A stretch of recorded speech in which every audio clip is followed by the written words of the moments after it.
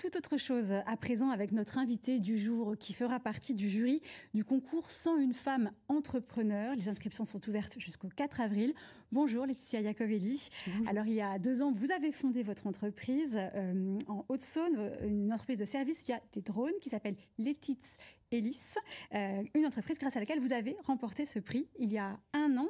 Qu'est-ce que ça a changé pour vous de le remporter ?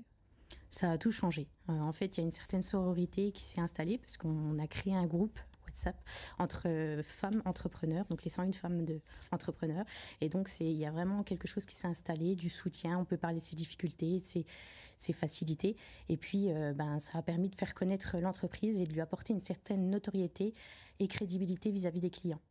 Et alors, cette année, vous faites partie du jury.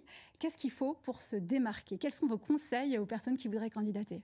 Je conseillerais aux jeunes femmes ou plus anciennes femmes de candidater au concours 101 femmes entrepreneurs avec un petit truc en plus. C'est-à-dire vraiment, chacun a ses capacités, chacun a ses difficultés, mais on a tous quelque chose qu'on peut mettre en valeur. Donc, il ne faut vraiment pas hésiter et oser entreprendre, même dans des secteurs plutôt masculins.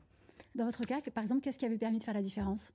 Le fait de rendre des services respectueux de l'environnement, accessibles aux clients, et également l'innovation, car tous mes services se réalisent par drone. Oui, parce que c'est du drone, mais par exemple, vous enlevez la mousse des toitures. Tout à fait. C'est ça. Vous faites des cartographies de cimetières. Tout à fait. Donc c'est bien au-delà juste des belles images de drone qu'on peut voir. Non, ça touche vraiment divers domaines, aussi bien pour les particuliers que les professionnels, les agriculteurs également.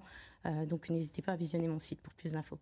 Alors vous êtes la première femme entrepreneur de votre famille. Comment vous avez fait pour vous lancer dans l'entrepreneuriat alors que vous aviez un bac+5 en management dans le socio-médical ? Mon objectif, c'était vraiment de changer de cap, changer de métier. J'ai eu une expérience un petit peu difficile et j'ai connu la formation de drone professionnel et je me suis lancée et j'ai découvert l'intégralité du monde du drone. Et je me suis dit, il y a quelque chose à faire. Même si je n'avais pas de proches entrepreneurs, j'ai sauté le cap, même si j'avais un métier qui m'apportait pleine satisfaction. Et alors, justement, quel était votre état d'esprit au moment de vous lancer ? Est-ce que vous étiez partagé entre le stress, la peur, ou au contraire, vous aviez très envie et rien ne vous faisait peur ? Comment vous sentiez ? Il y avait beaucoup de stress parce qu'on passe dans un autre monde. On est entrepreneur, on doit tout gérer.